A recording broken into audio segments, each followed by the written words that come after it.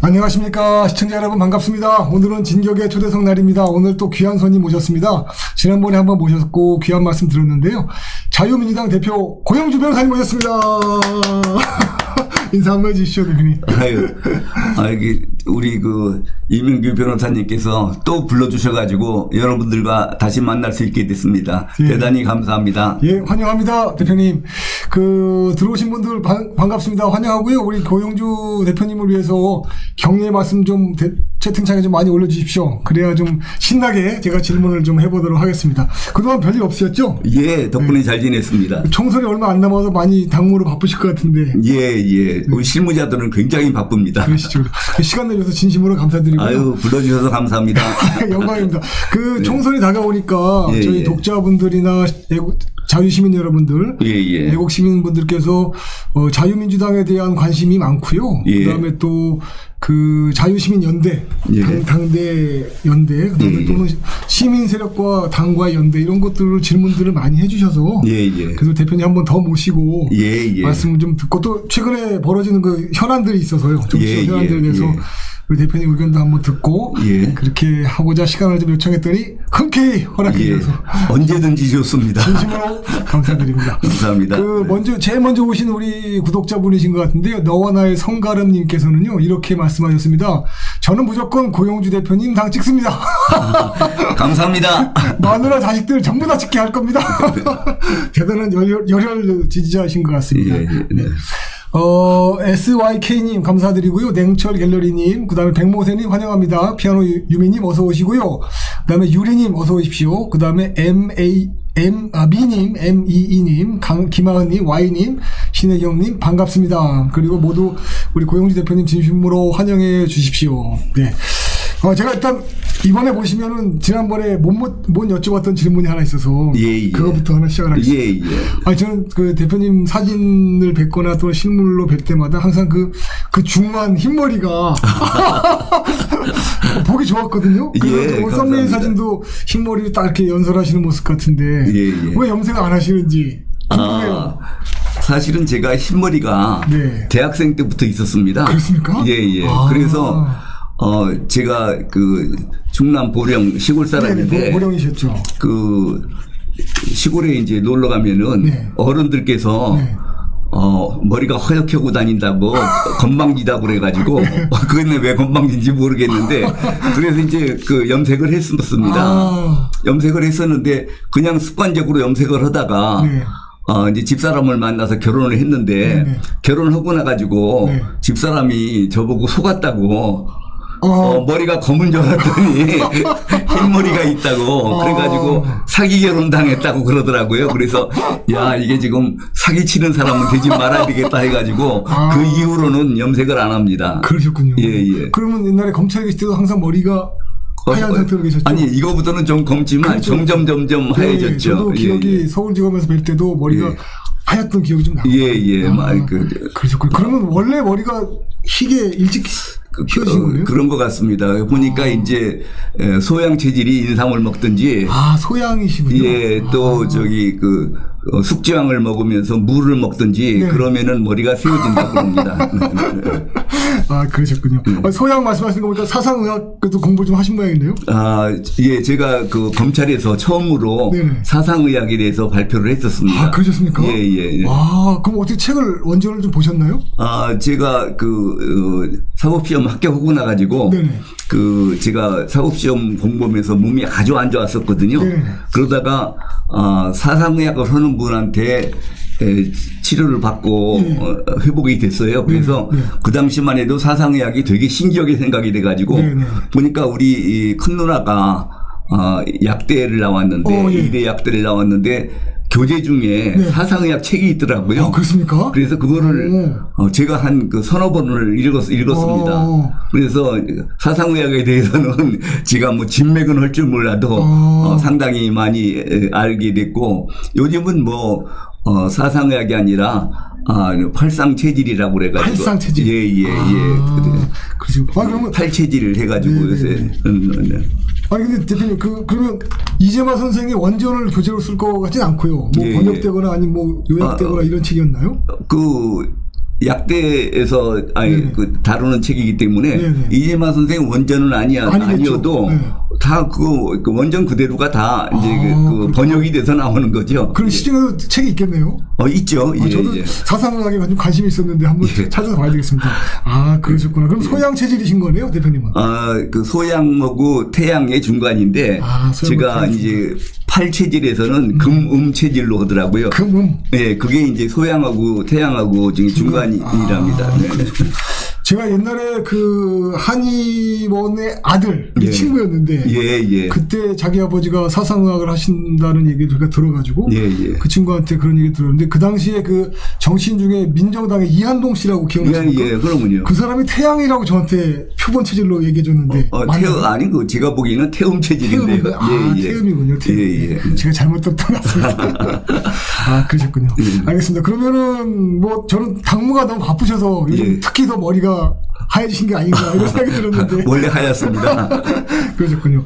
지금 뭐 4.10 총선을 대비해서 자유민주당에서도 공천을 하실 텐데 물론이죠. 어떤지 상황을 좀 설명해 주실 수 있으신가요? 예, 지금 현재 지역구에 확정된 분은 세 분이 그 확정이 돼 있고 그렇군요. 아마 지금 그 국힘당에 공천이 마무리되면은 그 좀 분하다고 생각하는 분들이 당적을 바꾸든지 무소속으로든지 출마를 하려고 그러면은 전 지역구에 나가는 분이 몇 분 더 생길 거라고 생각하고 있습니다. 그러시군요. 그러면 현재 원래 지역구 세 분은 원래 자유민주당 당원이시고 예.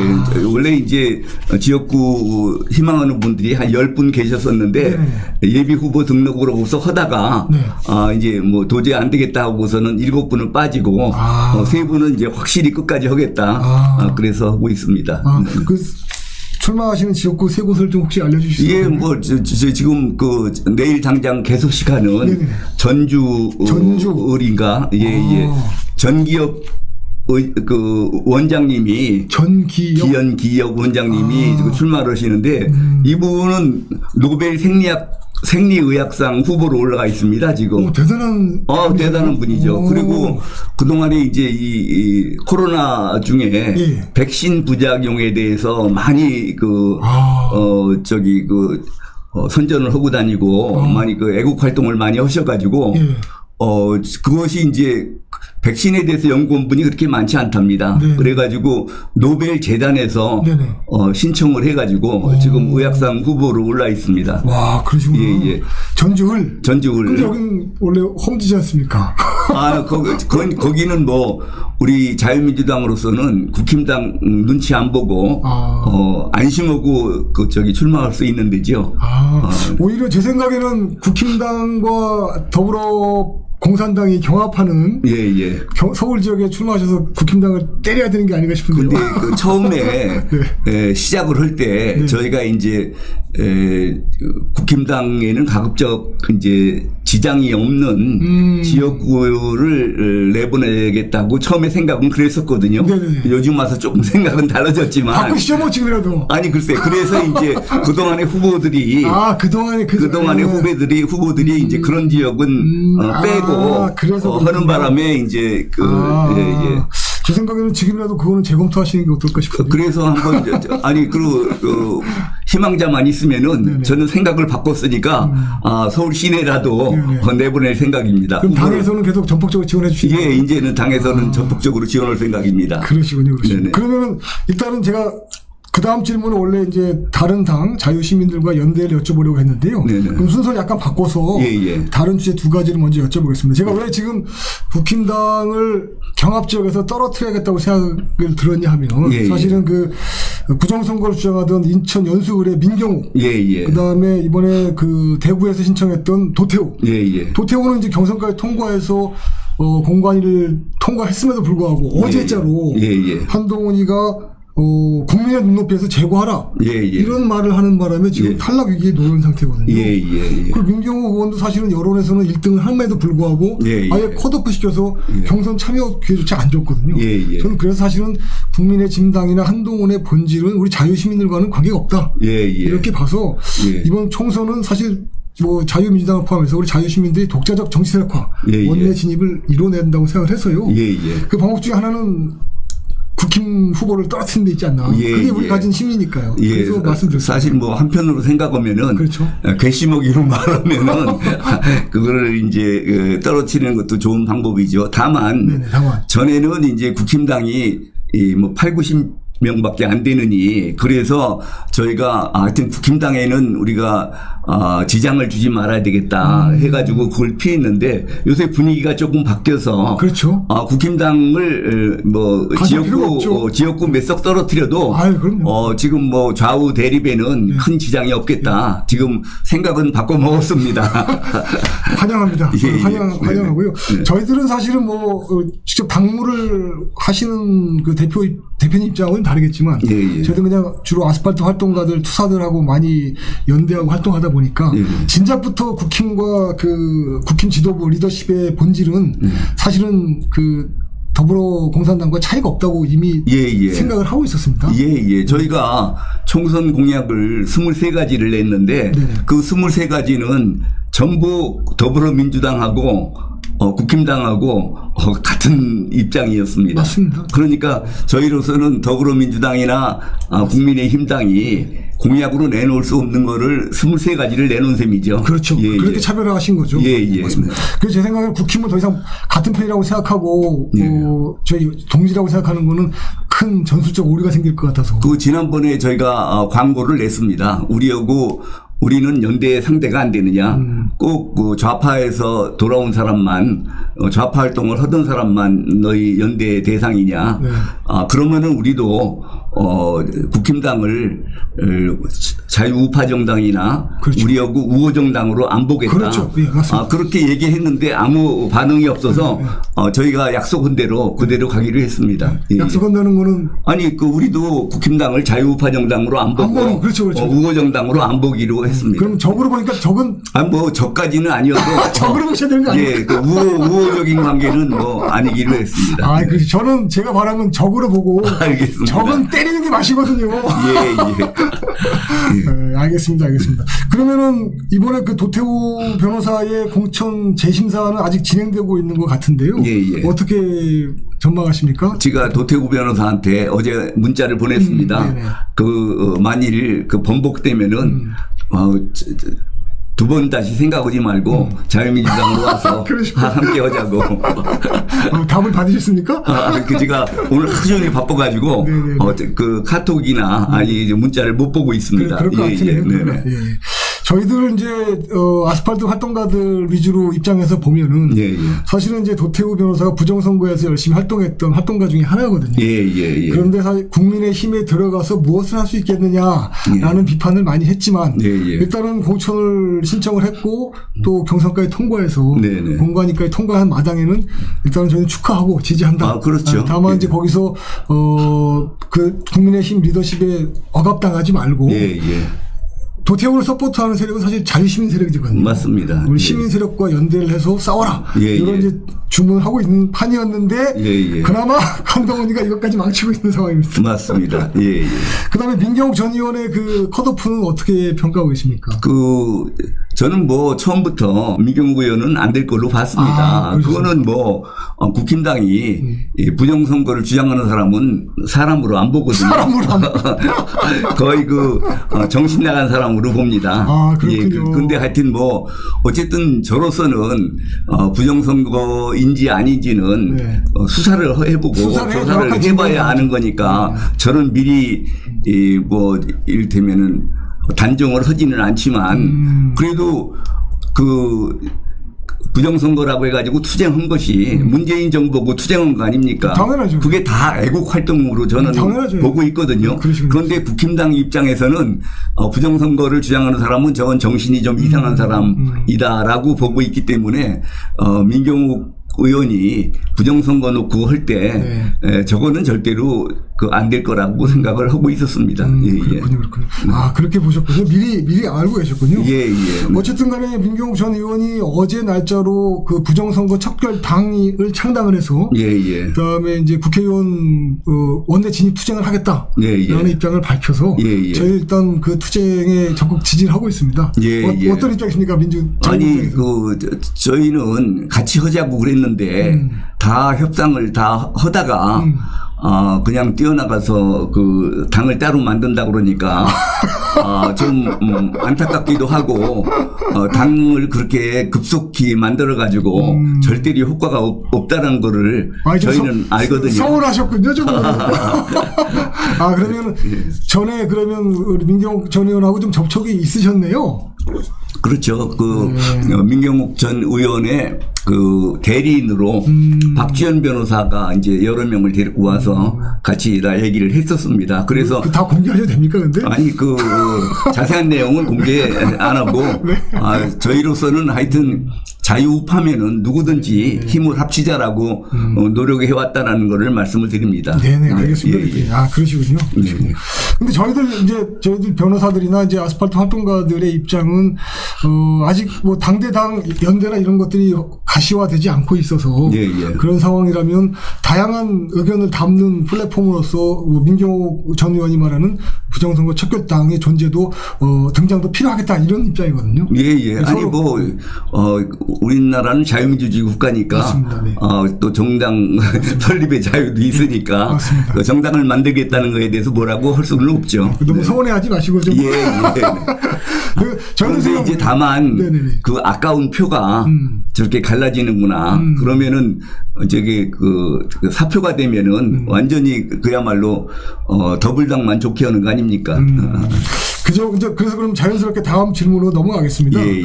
그래서 지금 이제 자유시민들이나 아스팔트 활동가들이 계속 목소리 높여서 주장하는 것이 자유시민 세력들, 아스팔트 활동가 세력들, 투쟁 세력들과 지금 어쨌든 간에 원외에 있는 정당들, 자유민주주의 정당들과 연대, 뭐 지금 더불어 공산당 애들이 하는 것처럼 어떤 연합 공천 이런 걸 좀 해달라는 거 있는데 아직 잘 속도가 안 나는 것 같은데 대표님? 아니 그러니까 이 좌파 정당들은 저렇게 시민사회단체에서 활동해온 사람들을 기용을 해주잖아요. 그렇죠. 그러면은 이제 그걸 봐서라도 시민사회에서 열심히 활동을 할 텐데 자유우파에서는 국힘당이 아직도 자유우파 활동을 한 사람들을 시민사회단체에서 열심히 애국활동한 사람을 그렇게 기용한 적이 한 번도 없습니다. 없죠. 예, 그래서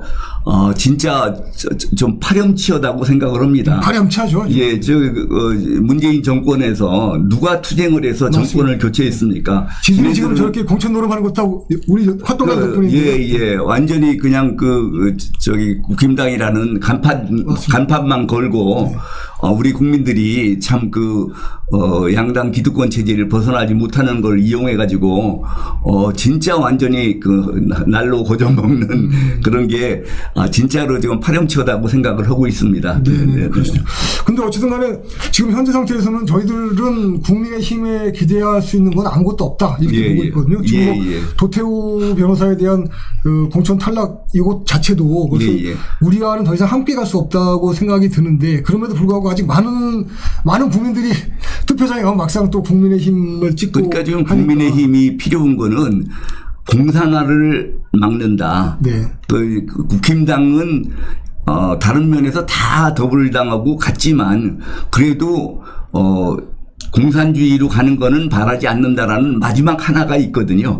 아직 갖고 계십니까 그 믿음을? 아니 그러니까 그래도 저희들은 그 믿음이 없습니다. 아니 그러면은 국힘당을 우리가 지원할 이유가 하나도 없죠. 사실 그러니까 그 점에서 좀 갈리는 것 같더라고요. 그러니까 더불당 같이 저렇게 적극적으로 인민민주주의로 간다, 공산주의로 간다 그런 것까지는 아니라고 생각을 하고 있습니다. 그런데 저 사람들이 국힘당이 지금 역사전쟁과 체제전쟁이 진행되고 있는데 지금 우리가 역사전쟁을 패해가지고 여태까지 지금 체제전쟁에서 지고 있었지 않습니까? 맞습니다. 그런데 지금 저 사람들이 체제전쟁에서 우리가 왜 지고 있는지를 모르는 것 같아요. 모르죠, 그러니까 제주 4.3 사태 같은 거, 여순의 백사연대 반란 사건이라든지 이런 것들이 하나하나 역사 전쟁에서 정통성을 저렇게 내주고 그거는 전부 국가 폭력이라고 하면은 그건 체제 전쟁에서 질 수밖에 없거든요. 맞습니다. 그런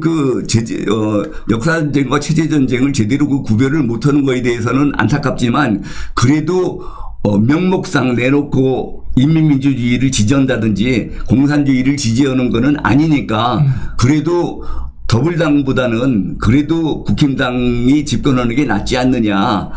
뭐 그 정도를 하고 있는데 사실은 못마땅하고 못 믿어 없죠. 그러시군요. 지금 대표님이 지적하신 것처럼 바로 그 지점에서 지금 서로 활동가들과 또는 다른 정당, 정파들 간의 입장이 좀 갈리는 것 같으네요. 지금 가장 급진적으로 투쟁하고 열심히 활동하는 아스팔트 활동가들은 사실상은 그 국민의 힘이나 지금 국민의힘 리더십, 지금 이제 한동훈이라는 그 사람이 들어와 있는데 그 본질은 뭐 옛날 스페인에서 보던 제5열 우리 내부에 들어와 있는 적이다 이렇게 진단을 하고 있고요. 근데 그 스펙트럼이 넓은 것 같아요. 지금 우리 대표님은 그나마 다 넘겨줬지만 그래도 저놈들이 인민민주주의를 설마 받아들이게 하겠느냐 그러진 않을 것이다 라는 기대를 갖고 계시는 것 같고 또 어떤 분들은 그렇지 않다 더불어 공산당과 맞서 싸울 당은 국민의 힘이다 이렇게 생각하는 국민들도 상당히 있고요. 거기서 그 지점에서 좀 차이가 나는 것 같습니다. 그러시군요. 무슨 말씀인지 알겠습니다. 그러면은 그게 차이가 나기 때문에 연대도 역시 좀 그 인식에 따라서 좀 차이가 나겠네요. 아니요. 그 연대를 하면은 이를테면은 더불당이 종북 좌파 단체들한테 뭐 10자리를 내줬지 않습니까? 그런 식으로 자유민주 세력들한테 국힘당이 그렇게 뭐 10자리를 그 배분을 한다든지 그러면은 가서 그 10명만 들어가도 그 어차피 좌익 이념이라는 거는 그 허위 가짜 이론이기 때문에 맞습니다. 그 10명만 들어가도 충분히 그거를 감당할 수 있거든요. 그런데 지금 국힘당이 그거를 저 혼자 먹겠다고 감당도 못 하면서 하고 있으니까 참 답답하죠. 그래서 제 생각에는 지금 국민들이 국힘당이 저기 기회주의 가짜라는 정당이라는 거를 많이 인식하고 있거든요. 그래서 이제 조금만 국민들이 깨이면은 요번에 그 양당의 기득권 체제를 깨트리는데 절호의 찬스가 될 거라고 보고 있습니다. 그래서 국민들이 뭐 자유민주당 같은 순수한 자유우파 정당한테 표를 조금만 좀 더 주시면은 이 기득권 양당 체제, 적대적으로 상호 공생을 하고 있지 않습니까? 그 공생 체제를 깨부실 수 있을 거라고 생각을 하고 있습니다. 근데 이제 제가 이제 대표님께 여쭙고 싶은 거는 지금 현재의 단계에서 봤을 때 지금 뭐 민경욱 전 의원이 만드는 부정선거 척결당, 그다음에 정광훈 목사가 이끄는 자유통일당, 그다음에 우리 대표님이 이끄는 자유민주당 간의 어떤 지금 공천을 연합공천이나 이런 건 사실상 시기적으로 좀 어려워진 것 같은데요. 그죠? 연합공천이라는 게 의미가 없는 것이요. 지역구는 뭐 서로 다 내는 게 아니기 때문에 겹칠 일이 없습니다. 그리고 비례라는 게 연합공천을 할 수 있는 방법이 없거든요. 한 당이 돼야 연합공천이 되는 거죠. 당을 하나 만들어서 하실 수 있잖아요. 그러니까 이를테면은 자유민주당으로 뭉친다든지 자유통일당으로 뭉친다든지 한 당이 되지 않으면은 연합할 수 있는 방법이 없습니다. 지금 뭐 더불어민주연합공천 연합당을 만들어가지고 글쎄 연합당을 만들었죠. 그러니까 사실 그렇게 하려고 그러면은 국힘당이 만든 국힘의 미래인가 뭔가 하는 국민의 미래 이게 그 당으로 모이는 수밖에 없는데 지금 저기서는 들은 척도 안 하고 그러니까 그 외에는 연합공천을 할 수 있는 방법이 없습니다. 좀 찾아봐 주실 생각 없으십니까? 아니 찾을 수 있으면 좋죠. 아무리 생각해도 방법이 없으니까 지금 그러는 거지. 그러니까 지금 그 법상으로 지금 더불어민주당 애들이 하는 것처럼 우리도 비례용 정당을 연합정당 하나 만들어서 거기다 비례 후보자를 내면 안 될까요? 지금 국힘당이나 더불당이 비례당을 내는 거는 자기네들이 지역구 당선되는 사람들만 해도 그 비율을 넘기 때문에 그래서 지금 따로 비례당을 만드는 거 아닙니까? 원래는 비례당 만들면 그거 반칙이죠. 반칙이죠. 안 되죠. 원래. 불법이죠.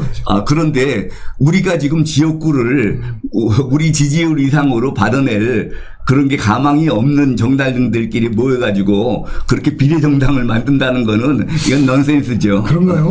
그렇군요.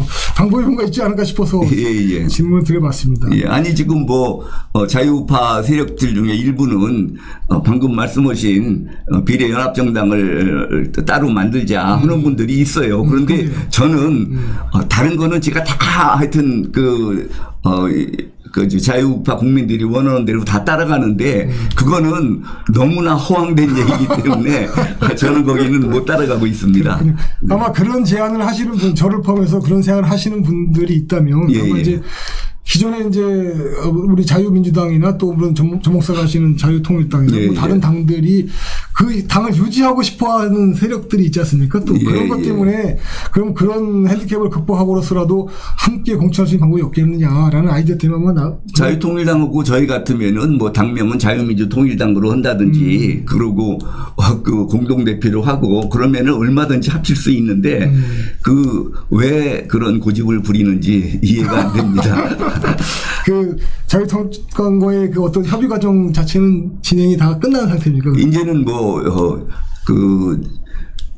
그 자유통일당에서는 자기네들이 이미 충분히 뭐 20명쯤 당선된다고 생각을 해가지고 비례대표 후보도 20명 정도를 팀을 꽉 짜놔가지고 그걸 어떻게 협상해가지고 부실 수가 없는 모양입니다. 그리고 저희가 재미나게 생각하는 거는 그 당원 수에서 우리가 그 자기네들의 10분의 1도 안 되는데 어떻게 1대1 통합하자고 그러느냐.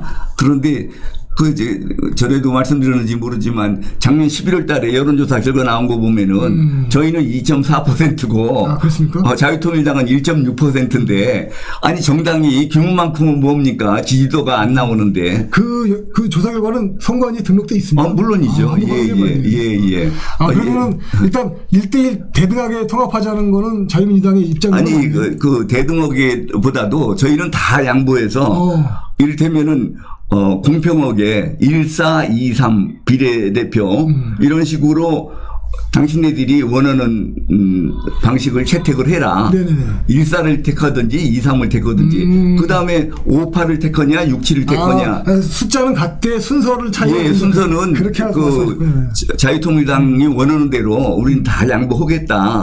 그러는데 저쪽에서는 1번부터 10번 중에서 6번하고 10번만 가져라. 뭐 이런 식으로 하니까 그러면 뭐 지금 말이 안 되는 거죠.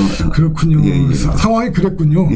그러면 그런 상황 하에서 우리 자유시민들이 어떻게 활동을 해야 될지는 저희들이 한번 또 연구를 해서 대표님께 한번 궁금한 건 질문하도록 하겠습니다. 자, 그 다음 질문인데요. 지금 공산당에서 더불어민주연합이라는 위성정당을 만들어가지고 지금 그 비례 명부를 만들었는데 비례 후보자 명부를 만들었는데 제가 봤을 때는 거의 간첩 수배자 전단지를 그 비례 후보자로 넣어도 별로 손색이 없을 것 같은데. 맞습니다. 그에 대한 대비나 대응은 어떻게 생각하고 계신지요? 그 지금 그 진보당이 여태까지는 뭐 그 국회의원이 없었던 것 같은데 이제는 확실히 3명은 확보됐잖아요. 지역구에서 또 한두 명 더 확보될 테고. 그래서 이제 자유우파 애국국민들 간에 또 통진당 같은 게 생기는 거 아니냐 걱정을 하셔서 제가 뭐 아시는지 모르지만 통진당 그 해산의 이론적 근거를 제가 만들어준 거 아닙니까? 맞습니다. 그래서 이번 그 진보당 강령을 꺼내봤습니다. 진보당 강령을 보니까 통진당하고 똑같아요. 또 뭐 그 민중주권, 민중이 주인이 되는 나라를 만들자. 이래서 또 저것도 명백하게 위헌정당입니다. 그러니까 지금 한동훈 비대위원장이 진보당 보고 뭐 종북 좌파라든지 그 위헌정당이라든지 이렇게 얘기를 하니까 진보당 쪽에서는 당신이 법무부 장관 때 그러면은 왜 위헌정당 심판 청구도 안 하고 뭐에다가 이제 와서 그런 소리를 하느냐 그러는데 사실 그 말도 맞습니다. 저기 그러네요, 뭐. 진보당이 통진당 뒤를 이어서 선관위에다가 등록을 하려고 그랬을 때 중앙선관위가 이거는 대체정당이다. 그렇죠. 그래서 이거는 접수를 하지 말았어야 돼요. 그렇죠. 그런데 뭐 선관위에서 그게 민중이 무슨 뜻인지 이런 걸 모르니까 왜 지금 그 통합 진보당이 왜 해산됐는지 그런 거를 모르니까 그냥 받아준 거거든요. 그렇게 받아줘서 당이 생겼으면은 법무부로서는 저 정도 그 시끄럽게 굴면은 저거는 위원정당 해산 심판 정부를 했었어야죠. 그렇죠. 그런데 지금 왜 그 실제로 위원정당 해산 심판 청구는 하지도 못했으면서 이제 와서 지금 위원정당이 뭐니 떠드느냐 하는 게 지금 뭐 진보당 말이 또 맞기도 합니다. 저도 맞다고 생각합니다. 한동훈이가 제대로 일을 한 게 없다고 저는 보고 있거든요.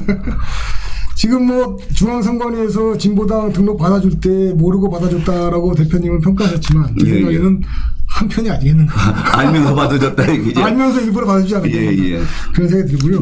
그 대체 정당이기 때문에 해산 사유가 있다는 거는 지금도 여전히 유효한 거 아닙니까? 그러면요. 대체 정당이어서 우선 해산할 뿐만 아니라 대체 정당이 아니라고 따져봐도 그거는 통합진보당 해산 사유하고 똑같습니다.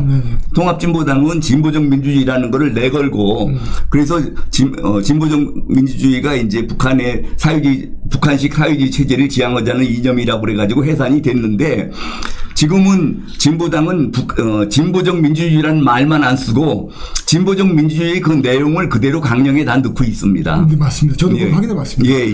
근데 그때 그 통합진보당 해산 때는 사실 이석기에 대한 간첩 사건 유죄 판결이 사실은 큰 역할을 했는데 맞습니다. 진보당에서는 사실은 그런 유죄 판결이 딱 떨어지는 게 없지 않습니까? 아니 그런데 이제 통합진보당 해산 사유가 민중주권을 주장한 거 아닙니까? 그렇죠. 그게 우리 헌법상 그렇죠. 민주적 기본질서의 첫 번째 해당되는 국민주권주의를 그렇죠. 위반한 거거든요. 그렇죠. 그러니까 이제 통합진보당 한번 해산할 때는 그게 처음이라 정당 해산 심판이 처음이기 때문에 여러 가지 어려운 문제가 있었는데 지금은 한 번 이미 해산된 것도 해산시키는 거는 아무 문제도 없죠. 그리고 같은 정당이라고 보기 때문에 그렇죠. 그런 말씀이신 거죠. 또 하나지 제 생각에는 지금 사실은 대공 간첩 수사가 거의 안 이루어지고 있거든요. 그렇죠. 진보당 지금 수사하면 간첩 사건 많이 나올 것 같은데 사실은 지난번에 통합진보당 정당 해산 심판이 났을 때 2014년 12월 19일입니다. 네네. 제가 그 당시 통진당 해산 국민운동본부 상임본부장을 했었는데 그 통진당 해산되게 된 것도 제가 이제 이론하고 또 박근혜 대통령을 움직여서 정당 해산 심판 청구를 하도록 했었고 그리고 이제 독일 같은 경우는 공산당을 해산할 때 10만 명을 조사해 가지고 공산당원을 5천 명을 기소했습니다.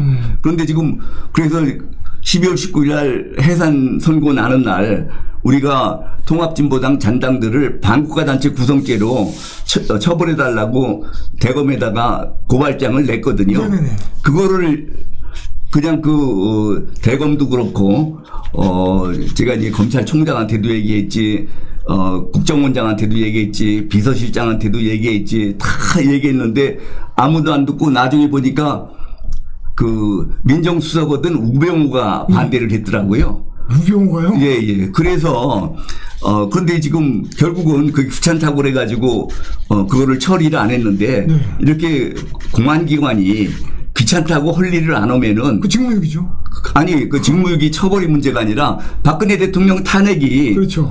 이것 때문에 벌어진 거예요. 박근혜 대통령 탄핵에 민노총 전교조 이런 애들이 많이 동원됐어도 그 주도자들은 통진당 잔당들입니다. 저도 그렇게 생각합니다. 그러니까 그때 통진당 잔당들에 대해서 수사만 진행하고 있었어도 절대로 그런 일이 안 일어났는데 결국은 과연 우병우가 박근혜 대통령을 제대로 모셨느냐 우병우 보고 충신이니 뭐니 그러는데 결국은 박근혜 대통령 탄핵된 것이 통합진보당 잔당들 수사 안 해가지고 수사 못하게 해가지고 그게 그렇게 된 거 아닙니까? 네.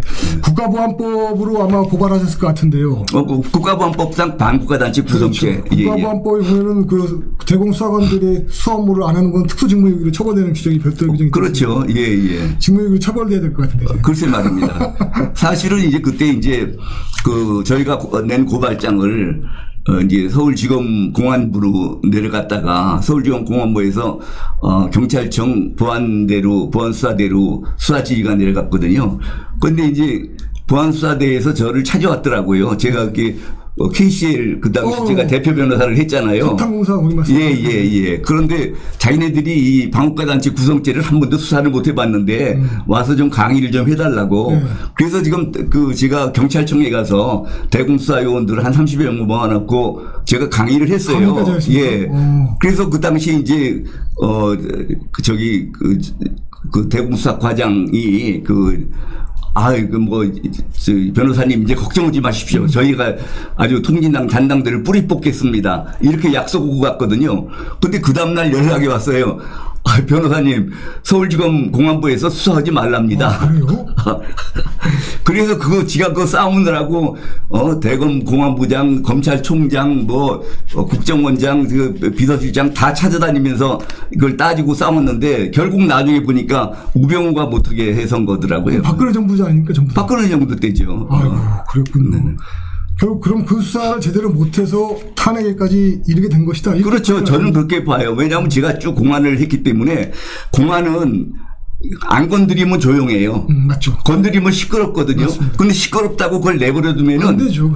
나라가 멍들게 돼 있습니다. 맞습니다. 그래서 저는 그 민노총 전교조 이게 통진당 이것들을 관계를 다 아니까 보니까 그 통진당 애들이 지도를 하고 있더라고요. 그래서 결국은 이게 지금 그 우병우가 박근혜 대통령을 저렇게 만들었구나. 저는 속으로 그렇게 생각하고 있어요.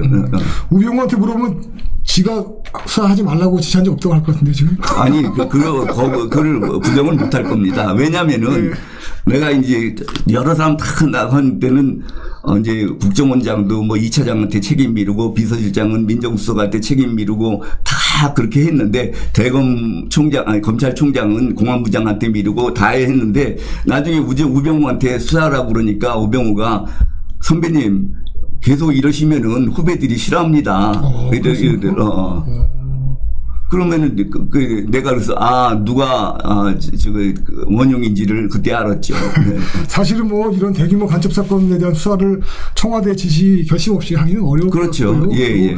그 참모가 관리했을 텐데 우병우가 가슴이 굉장히 큰. 그러니까 이제 제가 생각하기에는 통진당 해산 심판 청구 헌법재판소에서 하는 거 관리하는 것만 해도 시끄러웠고 그렇죠. 골치가 아팠는데 맞죠. 또 거기다가 잔당들 수사하라고 그러느냐. 그래서 이제 거부를 한 것 같은데 그거 지금 귀찮다고 그만둘 일이 아니죠. 맞습니다. 내가 말씀드렸잖아요. 서독에서는 10만 명 조사해가지고 5천 명이나 기소했거든요. 그런데 지금 통진당 해산하고서는 하나도 기소된 사람 없잖아요. 그렇죠. 맞습니다. 맞습니다. 네.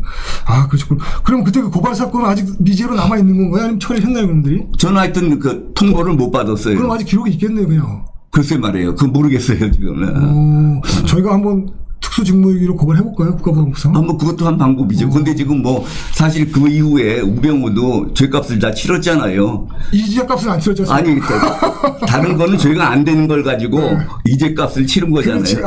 죄가 안 되는 걸로 이죄값을 치렀다. 그런 말씀도 일리가 있네요.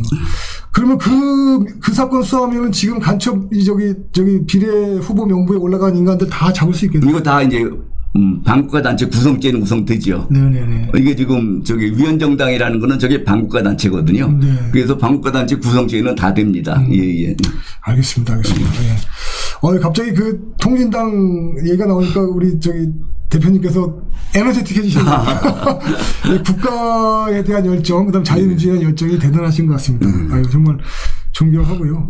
그다음에 4.15 부정선거가 아직 해결되지 않은 상태고요. 예. 저희들은 이제 그 부정선거를 어떤 구체적인 증거를 통해서 확인한다고 생각하지는 않습니다. 왜냐하면은 대표님도 수학을 잘 하시니까 아시겠지만 모집단이 있을 때요. 예, 예. 충분하게 큰 표본 집단 샘플 A, 예. 샘플 B를 꺼내면 둘 다 평균과 편차가 같아야 되거든요. 예, 예. 그래야 같은 모집단이 나왔다는 게 증명이 되는데 지금 대한민국은 여태까지 4.19 총선에서부터 사전투표와 당일투표 똑같은 유권자 집단인데도 불구하고 같은 예. 모집단이 나왔음에도 불구하고 결과가 달랐거든요. 예, 예. 이러면은 하나는 당일투표 집단이든 사전투표 집단이든 서로 다른 모집단에서 왔다는 뜻이거든요. 예. 조작이 있다는 뜻이거든요. 예. 그래서 그렇게 이제 과학적으로 일단 입증이 된 상태고요. 거기 예. 어떻게 그거를 실행했느냐라는 구체적인 증거들은 수사를 해서 밝히는 건 맞습니다. 그런데 이제 지금 다른 분들은 잘 모르는데 제가 이제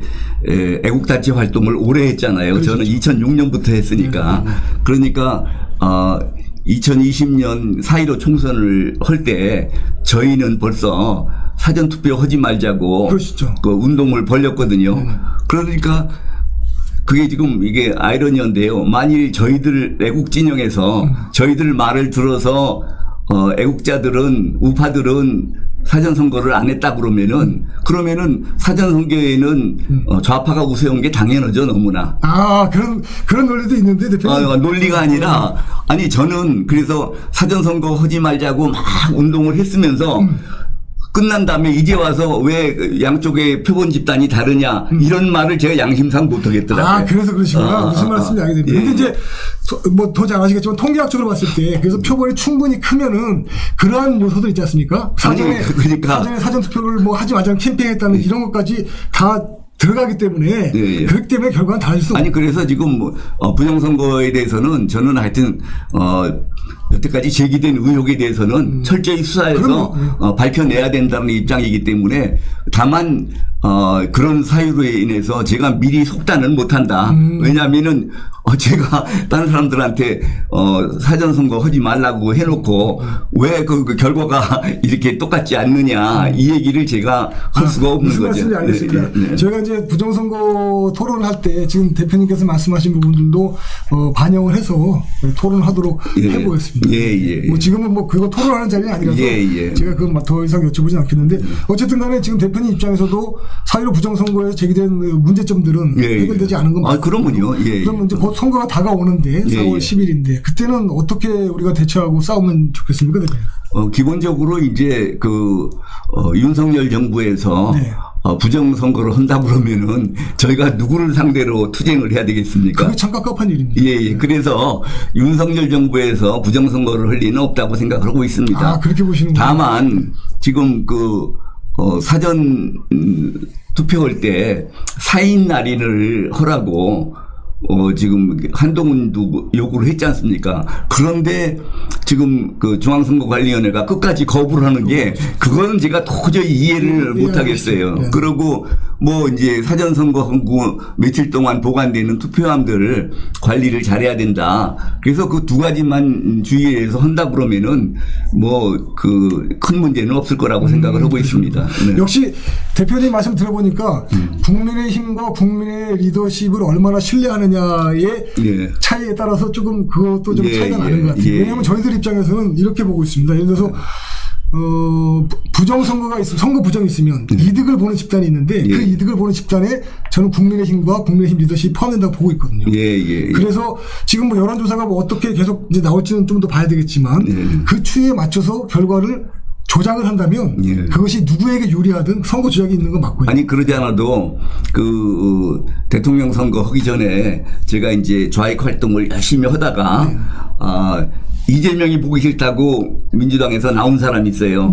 아주 유명한 사람인데 제가 이름을 까먹었습니다. 같이 얘기를 하다가 지금은 이제 우파들이 부정선거 투쟁을 하고 있는데 이제 윤석열 후보가 대통령이 되면은 그때는 우리가 투쟁을 하겠다고 그때 그런 농담 비슷하게 얘기를 한 게 있었는데 이제는 윤석열 정부가 됐으니까 좌파가 투쟁하게 놔둬야 되죠. 우리가 나서서 투쟁할 일은 아니라고 생각합니다. 그러시구나. 역시 그 점에서 조금 약간 차이가 나긴 합니다.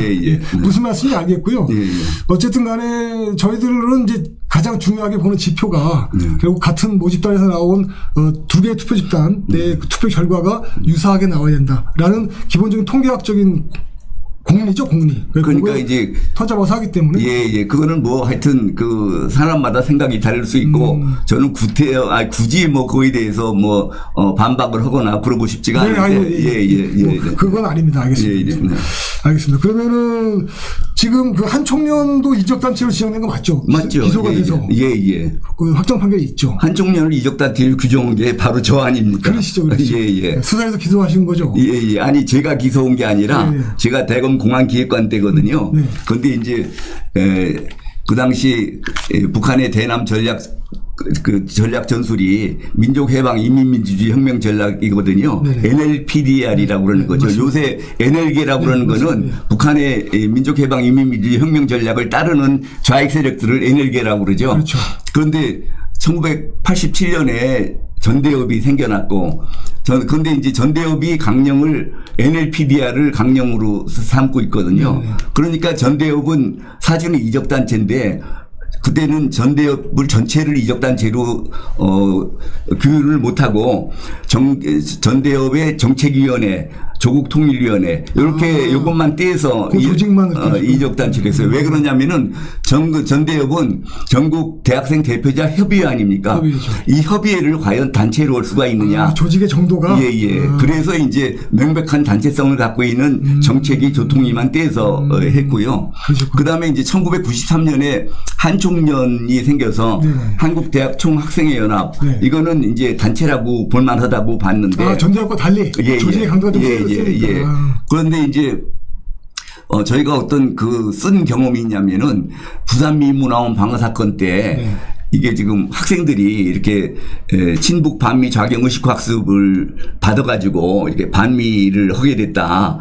이렇게 정말로 저희는 알리기 싫은 거를 알렸는데 국민들이 생각할 때는 국민 공감대가 안 맞은 거예요. 그때까지만 해도 그게 이제 우리나라 최초의 반미 투쟁이거든요. 저기 그 부산 미문화원 방어 사건이. 국민들이 생각할 때 아니 미국이 우리나라를 해방시켜줬지. 또 북한에 남침이 있으니까 와서 구해줬지. 또 다 굶어 죽어갈 때 식량 보내줘서 먹여 살려줬지. 우리나 우리 자식들이 미국을 반대할 이유가 뭐가 있느냐. 이건 검찰이 설명이 말도 안 되고 이거는 필시 공안검사들이 정통성 없는 정부를 위해서 학생들을 용공 조작한 거다. 이렇게 해가지고 그 당시 학생들이 비난을 받는 게 아니라 공안검찰이 용공 조작을 했다고 엄청 비난을 받았거든요. 그래서 이 공안 사건이라는 건 국민의 공감대를 받지 못하면은 함부로 나설 일이 아니다.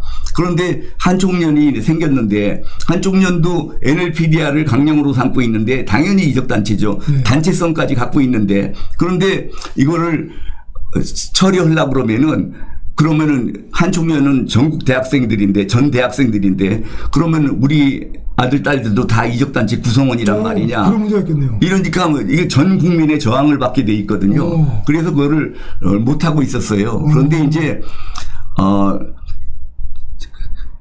우리만 한총련이 이적단체라고 알고 있는 게 아니라 안기부도 기무사도 경찰도 한총련이 이적단체인 건 다 안단 말이에요.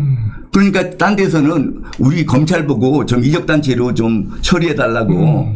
근데 우리가 그걸 건드렸다가는 학생들을 처벌하는 게 아니라 공안검찰이 멍이 드는 거를 알고 있거든요. 그래서 그렇지만 안기부 같은 데다가 지금 정책적으로 좀 기다려야 된다 이런 말을 하면은 거기는 안 들어요. 왜냐하면은 정책 판단은 자기네가 우선이라고 생각하거든요. 그렇죠. 검찰은 정책 판단기관이 아니니까. 우리는 그러니까 이제 법적으로 설명해야 되니까 그래서 내가 설명하기를 한총련을 이적단체로 하려고 그러면 단체를 이적단체로 처벌하는 게 아니라 그 구성원들을 이적단체 구성원으로 처벌하는 건데 그러면 그 구성원들이 이적단체라는 인식이 있었다라는 거를 어떻게 입증을 하겠느냐. 하여튼 법률적으로 설명을 하니까 다른 기관에서는 공안기관에서는 그런가 보다 하고 다 이해를 하고 넘어갔죠. 저는 이제 시간만 기회만 오기를 기다리고 있었고 1986년에 이제 대학생들 한 10,000명 정도가 북쪽으로 가다가 경찰에 쫓겨가지고 연대로 들어갔어요. 그래가지고 연대 건물 하나를 점령해가지고 뭐 옥상에 올라가서 벽돌 깨부시고 그때는 경찰 헬리콥터 날아서 물 뿌리고 막 난리가 났었죠. 그런데 이제 그러니까 국민들이 보잖아요. 그게 도대체 어떻게 이럴 수가 있느냐. 그렇죠. 그래서 이제 저희가 이제 그때 이제 얘기를 한 거죠. 이건 한총련이 이렇게 친북 반미 작용의식화가 돼가지고 이런 결과가 나왔다. 그런데 저희는 이제 국민들이 우리 공안검찰을 좀 이해해 줄 거라고 생각을 했는데 국민들이 뭐라고 그러냐면은 학생들이 이 지경이 될 때까지 도대체 공안검찰은 뭐 하고 있었느냐. 그랬군요. 저희는 억울하지만 국민들이 이런 생각을 가지고 있으면은 이제 됐다. 그래서 이제 제가 한총련을 이적단체로 이제 규정하기로 하고 과정에 여러 가지 복잡한 얘기는 있지만 이거 시간 관계상 생략을 하고 그래서 이제 그때부터 한총련 5기서부터 5기 이적단체 이게 지금 학년이 바뀌면은 완전히 구성이 달라지거든요. 그렇겠죠. 그러니까 5기 한총련, 6기 한총련, 7기 한총련 계속 이적단체로 구속하니까 결국은 못 견디고 저게 해산이 된 거죠. 그러셨군요. 그게 지금 한총련이 아직까지 남아 있었으면은 지금 선거도 못 치르고 행패는 없었을 거예요. 그게 대검 공안기획관 시절에 제가 대검 공안기획관 그때 하시나요? 예. 그럼 정말 큰일을 하셨네요. 대한민국의 민주주의를 지켜내셨네 결국은. 아니 저는 자부심이 그런 걸 제가 변형된 공산주의 이념에 대해서 제가 제일 잘 알게 돼가지고 변형된 공산주의 이념에 대해서는 하여튼 제가 계급이 낮을 때나 높을 때나 제가 주도적으로 나서가지고 지금 대응을 했었습니다. 그래서 그거는 제가 아주 큰 자랑으로 생각하고 있습니다. 예, 감사합니다. 경의를 표합니다. 네, 감사합니다. 근데 전교조는 이적단체로 판결이 나온 것 같지 않던데요? 전교조도 NLPDR을 강령으로 삼고 있어요. 그러니까 전교조도 당연히 이적단체인데 그대로 받았네. 예. 그래서 제가 나와가지고 전교조를 이적단체로 고발을 했습니다. 서울지검에다가. 검찰에 좀 더 그랬으면 기소를 하셨을 텐데. 글쎄 말입니다. 예. 그래가지고 근데 검찰에서 그냥 계속 갖고 있다가 무혐의를 뗐는데. 지난번에 저는 그렇게 됐네요. 통진당 해산 이후에. 아니요. 그거는 지금 전교조는 2006, 7년도 얘기입니다. 그러니까요. 예. 그러니까 사건을 뭉개는 거는 똑같은. 그죠. 사건을 그냥 뭉개버린 거죠. 예. 그렇군요. 그럼 그 사건도 역시 처분 안 하고 그냥 미제로 그냥 들고 있는 건가요? 그냥 그렇죠. 그게 지금 제가 전교조가 이적단체라고 고발해서 그러면은 이적단체가 아니다 하면은 저를 무고로 입건을 하든지 해야 되는데 또 그런 것도 없어요. 그런 것도 없고 그냥 뭉개버린 거예요. 그니 알겠습니다. 오늘 열정적으로 여러 가지 답변을 해주셔가지고 그냥 제가 저까지만 이렇게 흥분 상태에 이런 것 같습니다. 재미있는 말씀이 좀 너무 많이 들었고요. 예. 그다음에 한총련을 기수별로 처벌했다는 것도 참 인상적이네요. 그건 저도 미처 몰랐습니다. 예. 좀 대단한 일 하셨고요. 그다음에 통진당 통합진보당 해산 이후에 인적 청산이 좀 덜 돼가지고 지금 이렇게 혼란이 계속된다는 말씀도 참 좀 공감이 들고요. 예.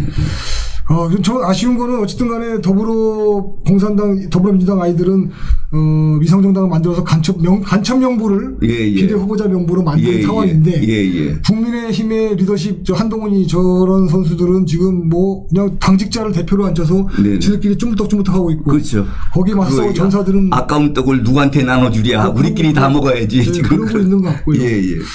그런 상황 같습니다. 그래서 참 답답한데요. 어쨌든 간에 자유민주당에서 좀 더 연대에 좀 더 신경을 써주십사 하는 바람을 전하고요. 그다음에 또 4.10 총선에서 꼭 원내 진입 성과를 거두시기를 바라겠습니다. 감사합니다. 근데 지금 워낙 범죄자들이나 간첩 수준의 인물들이 많이 후보로 올라가 있어서 총선이 끝난다 하더라도 재선거, 보궐선거 또 많이 있을 것 같거든요. 그때라도 저희 자유시민들이 어떤 연대를 해서 그 자리를 치고 들어가서 원내 진입하는 계기가 좀 있었으면 좋겠습니다. 앞으로는 기회가 더 없을 겁니다. 지금 이렇게 총선 크게 할 때나 이게 무슨 배려가 있는 것이지 한 자리에 남겨놓고 누가 양보하려고 그러겠습니까? 뺏어와야죠. 강제로 뺏어야 되지 않습니까? 알겠습니다. 바쁘신데 시간 내주셔서 진심으로 감사드리고요. 오늘 제가 준비한 질문은 여기까지. 아유, 감사합니다. 총선 전에 시간 되면 한 번 더 모시고. 예, 자주 불러주시기 바랍니다. 말씀드리도록 하겠습니다. 예. 시청자 여러분 반갑습니다. 고맙습니다. 시청해주셔서 감사드리고요. 오늘 귀한 손님 자유민주당의 고영주 대표님 모시고 말씀 들었습니다. 귀한 말씀 많이 들었고요. 자유민주당이 그 4.10 총선에서 좋은 성과를 거두기를 바라고 또 우리 고영주 대표님의 건강과 평안도 빌겠습니다. 마지막 인사 한번 해주시죠. 예, 지난번에도 말씀드렸는지 모르겠지만, 우리 정치권이, 1995년대 이건희 회장이 말씀하신 것처럼 계속 사료를 못 면하고 있지 않습니까? 맞습니다. 그런데 사료를 못 면하는 가장 큰 이유는 국회의원의 특권이 너무 크기 때문에 그렇습니다. 그러니까 그 자리를 유지하기 위해서 그야말로 못할 짓이 없습니다. 이재명이 아무리 지저분한 짓을 해도 공천 한 자리 얻기 위해서 그냥 무조건 그게 복종하고 그렇게 하고 있는데, 그래서 우리나라 정치가 발전돼서 양심적이고 애국적이고 투쟁력이 있는 사람들이, 희생정신이 있는 사람들이 정치를 할 수 있게 하려면은 이 엄청난 특권을 좀 많이 없애야 됩니다. 그래서 지금 그런데 대개의 경우 국회의원이 되면은 그 특권에 젖어들어서 그 기득권을 깰라고는 안 그럽니다. 그래서 적은 수라도 국회의원의 특권을 없애려면은 저희는 저희 후보가 당선이 되면은 법과 제도가 바뀌기 전에 그 특권을 없애도록 하겠습니다. 예를 들면은 세비는 반만 받고, 보좌관은 9명 중에서 5명만 쓸 것이고, 또 불체포 특권 등 모든 특권을 포기하려고 하고 있습니다. 그래서 이런 조건을 내걸은 후보를 많이 당선시켜 주시면은, 이런 사람들이 과반이 되면은 정치는 저절로 국회개혁되고 정치개혁되고, 그래서 나라가 정상화될 수 있을 거라고 생각을 하고 있습니다. 국민 여러분께서 저희 뜻을 좀 잘 살펴주셔서 하여튼 많은 지원을 보내주시기 바랍니다. 감사합니다. 예. 근데 대표님 한 말씀만 더 드리면, 예. 자유민주당에서 원내 진입을 하는 의원이 있으면, 예. 보좌관 수를 더 늘려서 자유 아스팔트 활동가들을 더 많이 쓰셔야 될 거 아닐까요? 아니, 그거는 그런데, 그거는 사적인 얘기고, 공적으로 봐서는 저희는 국회 개혁을 해야 된다. 이런 엄청난 특권, 지금 9명씩 준 보좌관이 다 자기 지역구 가가지고 지역구 가려고 있지, 국가 일을 안 하고 있지 않습니까? 지금 정당이 국회의원, 원내 정당이 되기만 하면은 엄청난 국고 지원에다가, 그래서 지금 이를테면 외부 인사가 거기에 관여할 수 없게 지금 만들어 있지 않습니까? 완전히 국회의원들에게만 모든 특권이 주어져 가지고, 그래서 공정한 경쟁도 안 되고, 쓸데없이 국고를 낭비하게 되고, 그래서 국가 정상화를 위해서는 이런 국회의원의 특권을 폐지시키고, 그래서 국회개혁, 정치개혁을 이루어야 된다고 생각을 하고 있습니다. 알겠습니다. 네. 말씀 잘 들었습니다. 오늘 방송 여기까지 하겠습니다. 감사합니다. 시청자 여러분. 고맙습니다. 마치겠습니다.